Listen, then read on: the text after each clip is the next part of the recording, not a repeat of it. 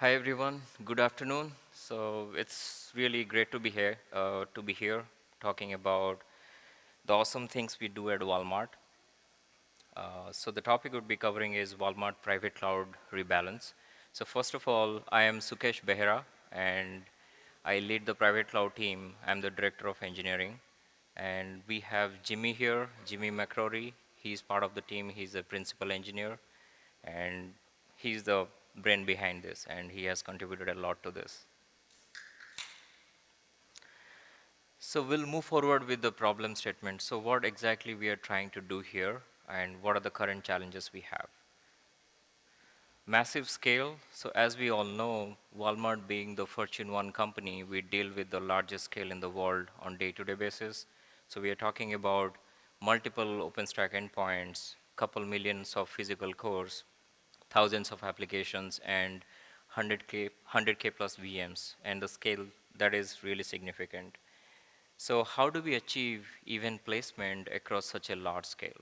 Because time to time we see there are applications with VMs which are not distributed across like different hypervisors, different racks, and as such. Because of that, we see sometimes we lead to CPU steal or hotspots within our like cloud fleet, and that is actually leading to impact for the application teams.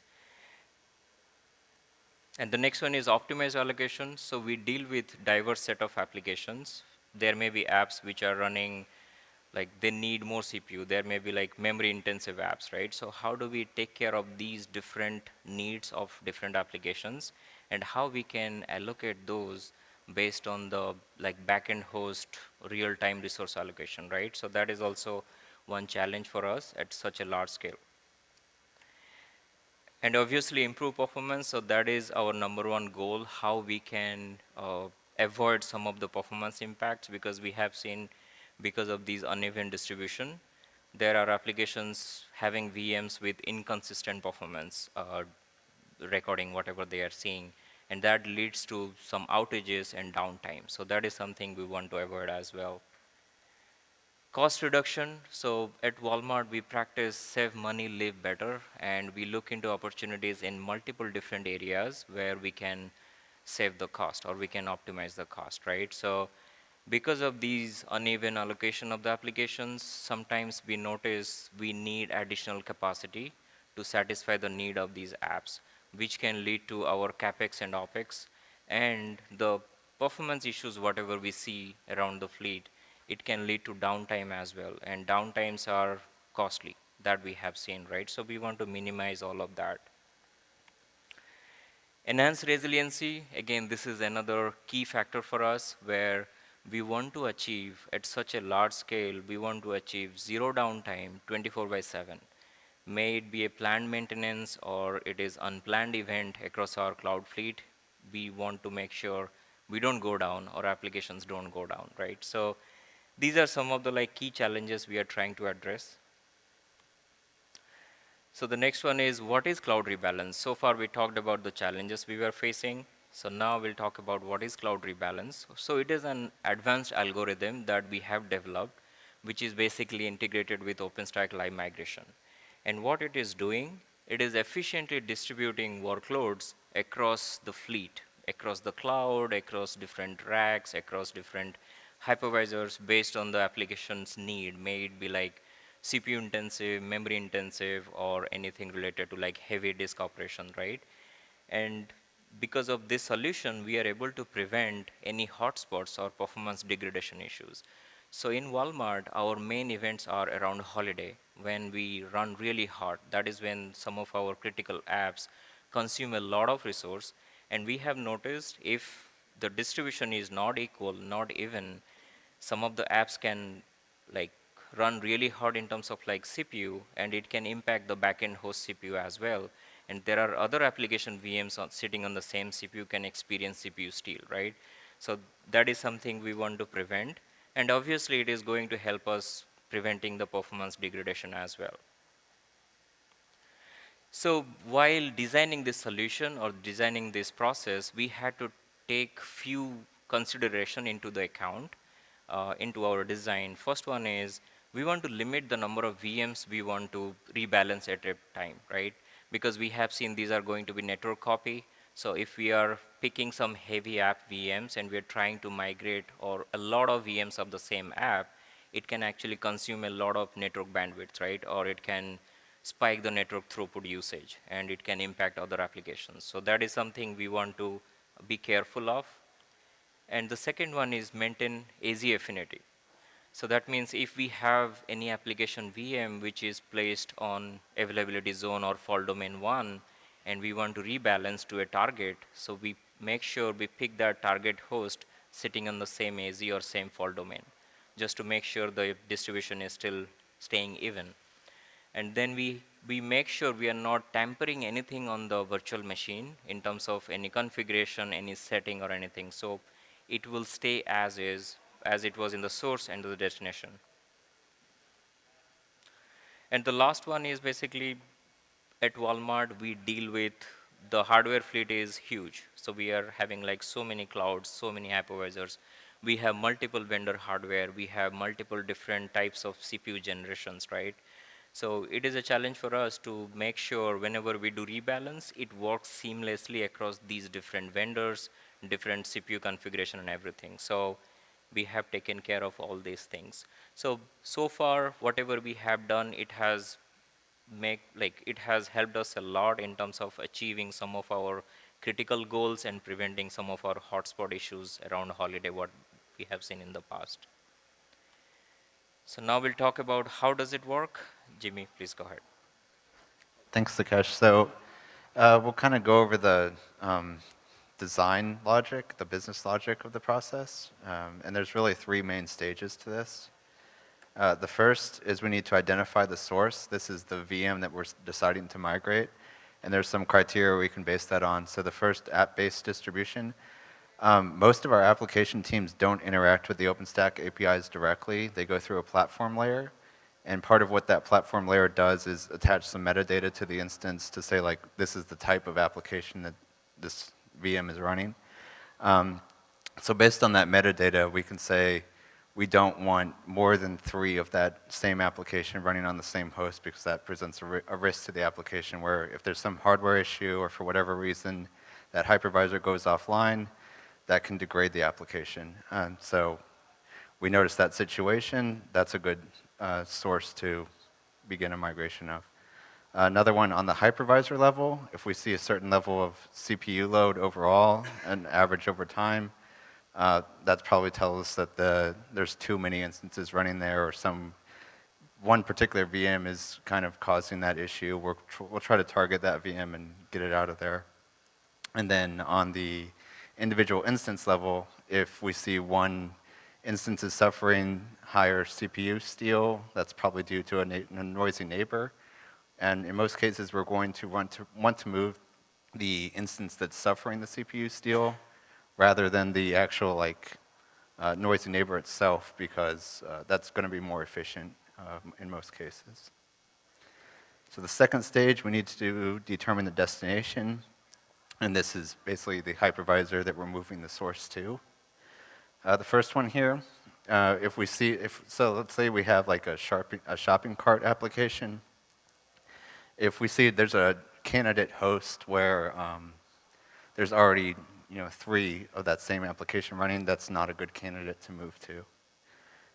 We also do some kind of rough estimation to say, like, if we were to move this VM to this host, what would be the effect there? So what would be the effect on the hypervisor? What would be the effect on the neighboring VMs that are already there? And we want to kind of avoid certain thresholds that we're estimating there. Overall, what we're trying to do also is minimize the total number of migration requests. So we don't want to get stuck in some kind of loop where we move a VM to a new host, it causes an issue, we have to immediately move it again, and then the cycle continues like that. So you can kind of think of this step as like a higher level Nova scheduler, and our filters in this case are the business considerations that Sukesh mentioned on the previous slide. Finally, once we have that source and destination, we'll queue the migration, and part of that is also we'll lock the destination host, basically disable it temporarily, so that no new instances can land there in the meantime. And that's just because it'll screw up our numbers in our the estimations we've made. Going deeper into like the overall system, beginning at the top here, we have an API layer, and this is where we're passing in the host or the cloud that we want to perform a rebalance of. And this is where all like this decision making is also made that I just mentioned. So that we have basically a consolidated database of all the clouds and hypervisor instances, basically the state of the Walmart environment, and that'll choose the candidates for the source and destination. Um, so once we have those decisions made, we go into the queuing system, and we have a worker service that pulls jobs off of that queue. We limit the total number of jobs that can be worked at any one time. Just like Sukesh mentioned, we don't want to saturate the network with a bunch of live migration work going on. But what that worker will do is we'll make the actual live migration request to the appropriate Openstack cloud. So basically what we're doing here is we have like one entry point for all 60 plus Walmart clouds. Another thing that worker does though is pushes the updates to another database, and we can pull off of that database to like check the ongoing status of migrations that are going on. And also we have like a UI to see like we can watch the current migrations in progress and which ones have completed or which ones have failed. So we've been running this system for about 6 months now, and there's been a few successes that have come out of that. So the first, we've eliminated the hotspots in pretty much all of our clouds. And what this basically came down to is we found who the noisiest neighbors are and isolated them. So that either meant moving the neighbors away from that host or away from that noisy neighbor, or moving the noisy neighbor onto like an isolated hypervisor. Also, Walmart.com's most of its business is done in the last couple months of the year, so Thanksgiving, Black Friday, Christmas. And we're not going to get like a sudden surge of new hardware in our clouds, but we are going to have to scale up the applications. So we needed to optimize the placement of all of our VMs, basically, just to reduce the load across the board, basically. And we were able to successfully do that with the current hardware that we already had in place for the year.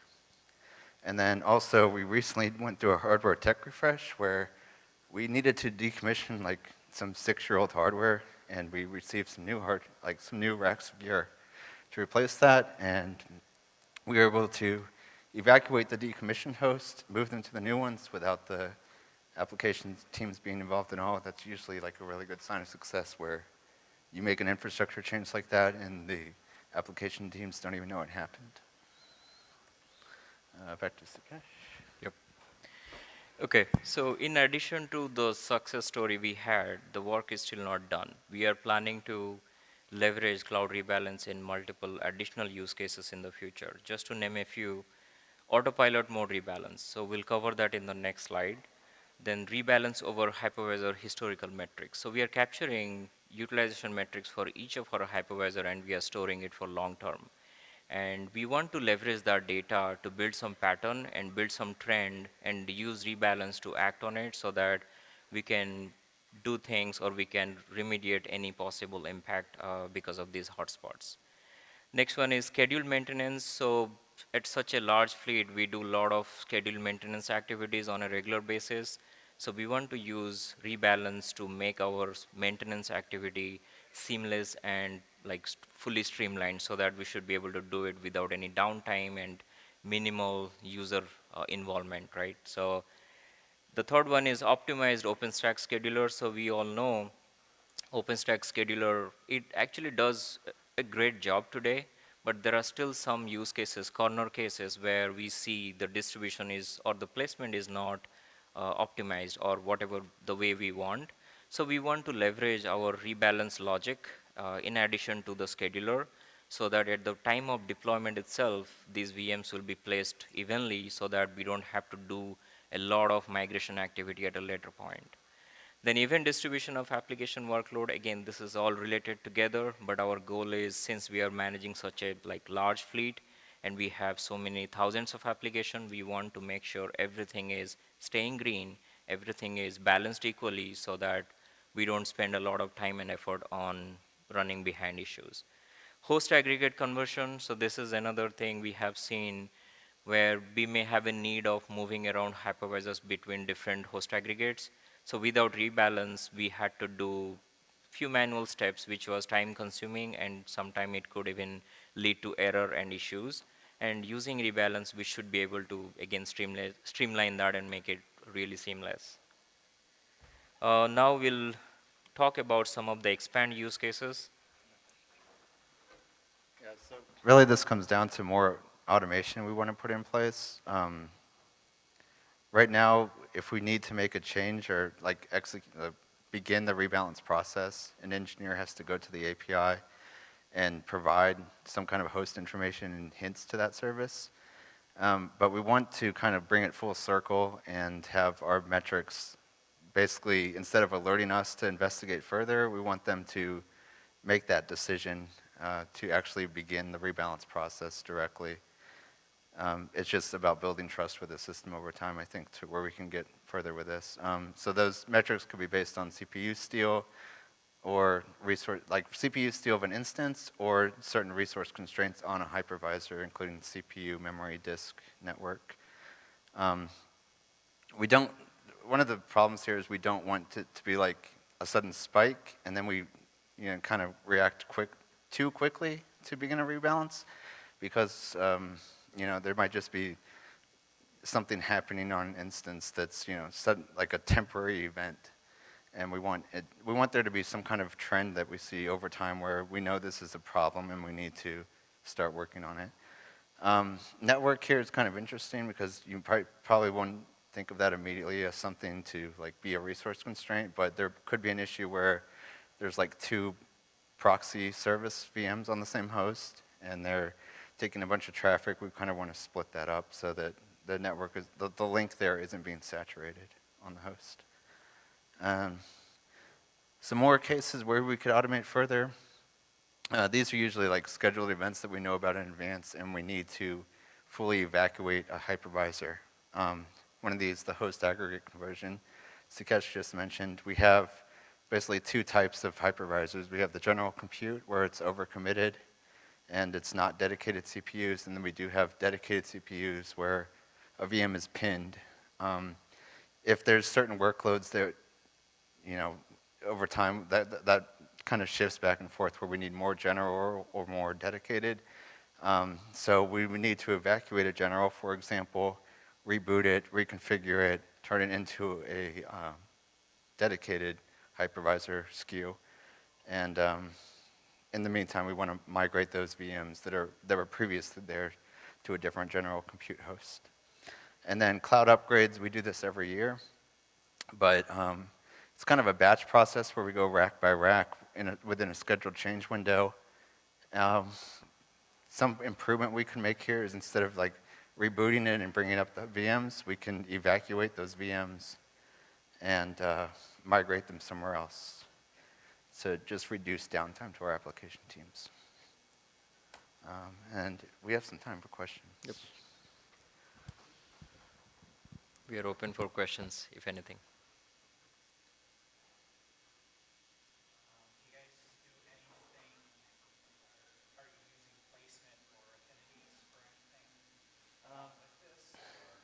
So like, you mean like anti-affinity kind of? Yeah, so the problem is like, it's all going through the platform layer, and the way they're doing is like one VM at a time, so we can't really control, like if somebody says like I want 5 VMs, those are 5 requests.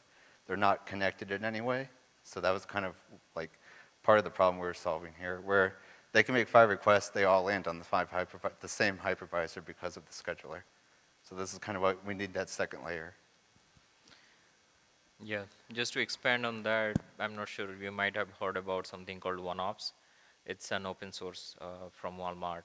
So that's basically a provisioning mechanism that is used with our private cloud. So that is where users come and do things. And That's our platform layer that yep. is actually working with the Openstack API. Oh, sure, go ahead.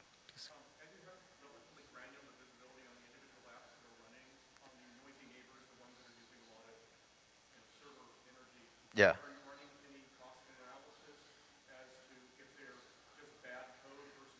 There's definitely bad code, yeah.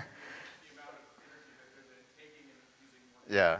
I mean, yeah. No, so we're not doing any kind of like chargeback on like power or anything like that. But part of this, like, okay, we got plenty of time. Part of this, like during holiday, one of those noisy neighbors we found, we talked to the team because we saw them consistently causing problems, and they said like, oh yeah, we have a bug where we're always pegging 100% CPU regardless of the actual work we need to do, and they'll get to the bug when Yep. they can. But for now, that's like something that we see that application, we pretty much, it's a leper, we move it somewhere else and keep everything away. Yes.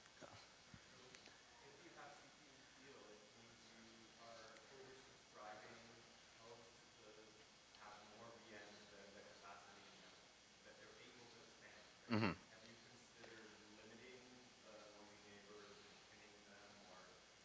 Yeah, that's part of like why this is being done Yep. because we found who the noisy neighbors are now, and we're isolating them. Like that's basically what solved most of our problems there.